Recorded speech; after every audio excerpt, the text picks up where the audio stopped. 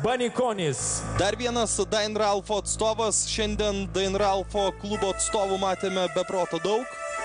Edgaras Banikonis papildo šį sąrašą ir jo priešininkas Benas Kliminskas, sporto klubo Saulė.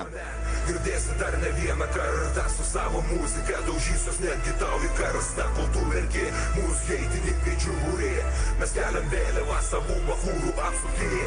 Prie klaviatūros gudroliai sėdi komentuoja, o mes čia darom savo. Niekad nesustojam, darytum met ir jūs kažką. Nerašė vėjų, judėk į priekį arba pizdink į paradą gėjų. Keista mada lietuvio, kiekvieną darbą beigti, kad ir gerai. Edgaras Banikonis. Edgaras Banikonis jau yra ringe. Labai tvirtai sudėtas kovotojas. Pakviečiamas kovotojas atstovaujantį Šiaulių sporto klubą Saulė. Benas Kliminskas. Ir Benas Kliminskas, jo varžovas.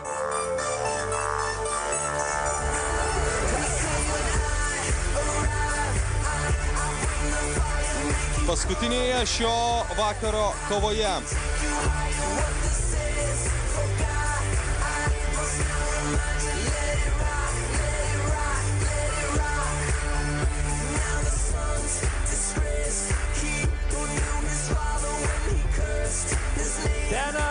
Kliminskas. Benas Kliminskas taip pat yra ringe. Kiek daug naujų vardų turite galimybę pamatyti pirmą kartą. K1 taisyklės 3 raundai po 2 minutės. Mėlynasis ringo kampas. Kauno sporto klubas Dain Ralfas. Edgaras Banikonis. Dain Ralfo atstovas Edgaras Banikonis. Dain Ralfui pergalių trūksta šiame turnyre. Na ir šiaulietis. Benas Kliminskas. Benas Kliminskas. Dar kartą primenam, 3 raundai po 2 minutės. Matau pirmą kartą.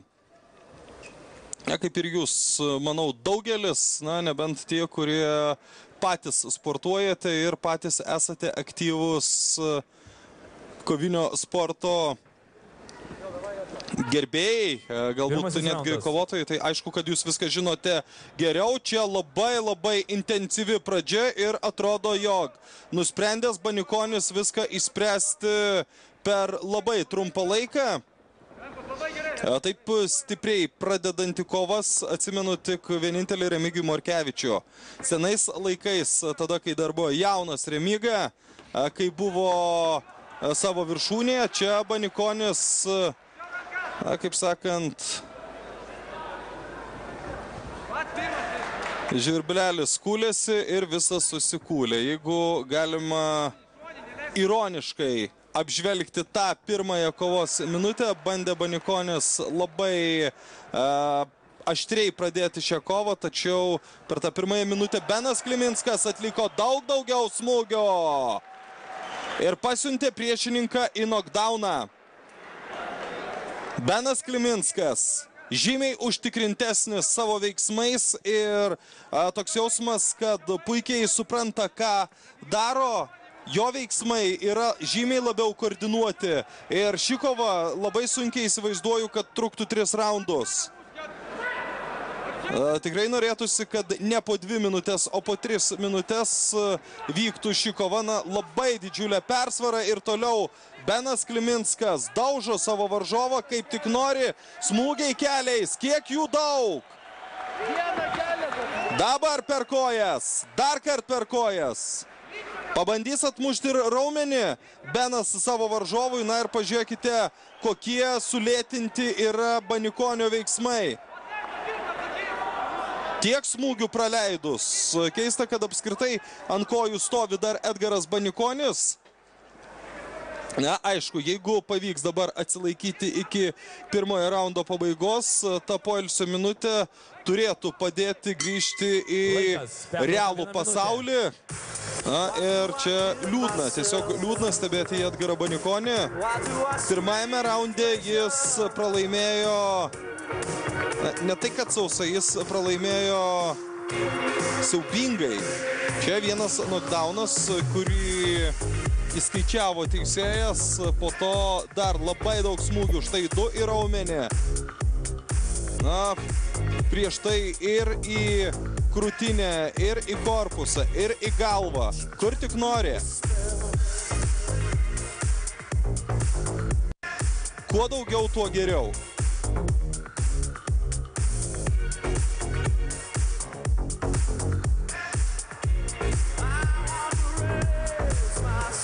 Fantastiškas pirmasis raundas. Beje, kovas iš Alytaus turnyro antrąją dalį galėsite matyti lygiai po savaitės. Ten jau vyks Fightbox KOK Heroes serijos 2015 metai turnyras. Dar 9 kovos.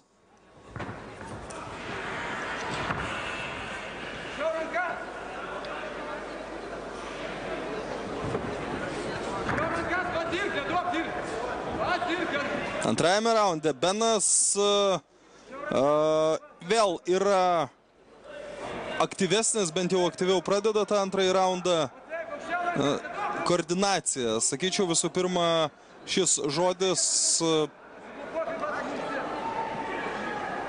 man ant liežuvio galo, kalbant apie tai, kuo skiriasi šie kovotojai. Na ir pažiūrėkite, kaip daužo dabar savo priešininką Kliminskas.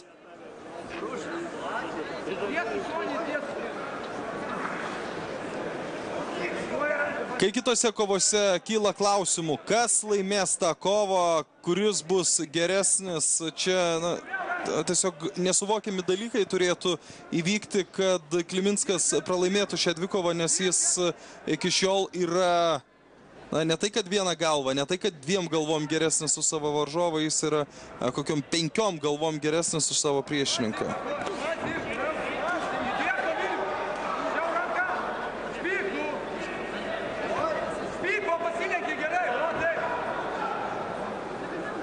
Atrodo, kad ta 1 minutė Edgarui Banikoniui, ji buvo geriau negu nieko, bet atsigauti ir grįžti į realų pasaulį Banikonis nesugebėjo. Dar keli smūgiai.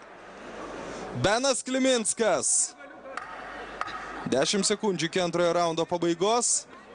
Toks jausmas, kad net bijo šiauliečio Edgaras Banikonis. Beprotiška persvara. Tiesiog beprotiška persvara. Na ir ar tik nebūtų laikas, kaip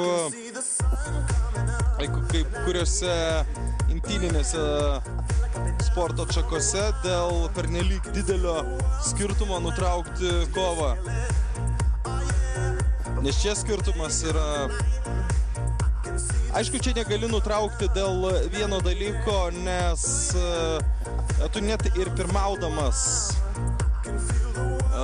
tarkim, taškais 100-0, ar ne, tu nesi garantuotas, jog tu laimėsi šią dvikovą. Tau užtenka atlikti vieną mirtiną dūrį varžovui, pastarąjį pasiųsti į nokautą ir viskas pasikeis kardinaliai.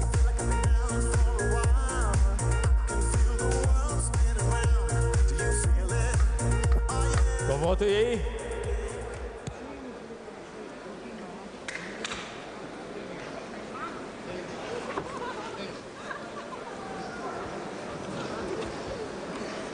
Kovotojai jau yra ringe.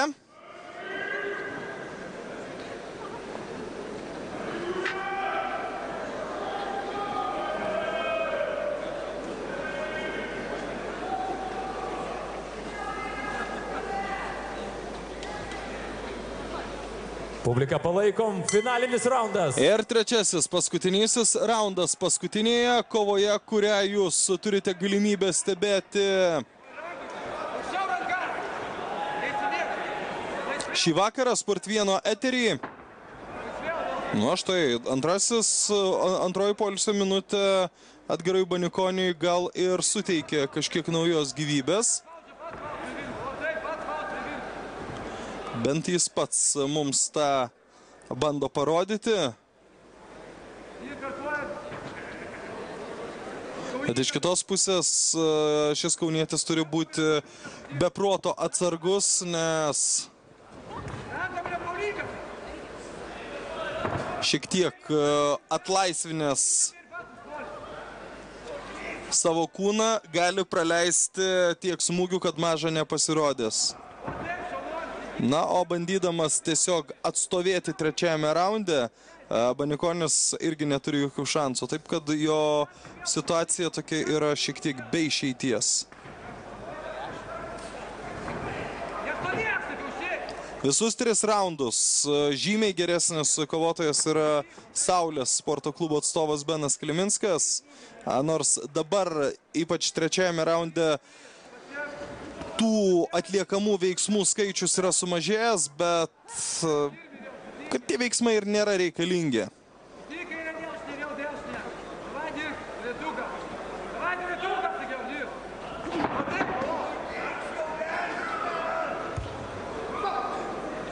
Paprašo teisėjo susitvarkyti amuniciją. Dabar Benas Kliminskas, tai tikrai ne specialus noras stabdyti šią kovą. Jokių būdų ne. Jis pernelyg gerai jaučiasi. 10 sekundžių iki šios dvikovos pabaigos. 10 sekundžių iki Beno Kliminsko pergalės. Laikas. Viskas šioje kovoje, sakykim taip. Per pirmąjį raundą Benas Kliminskas padarė liūto dalį darbo. Antrasis ir trečiasis raundai buvo tiesiog pasimėgavimas. Ir tie 2 raundai buvo tiesiog geras laiko praleidimas. Gera treniruotė, laukiant, kada viskas baigsis.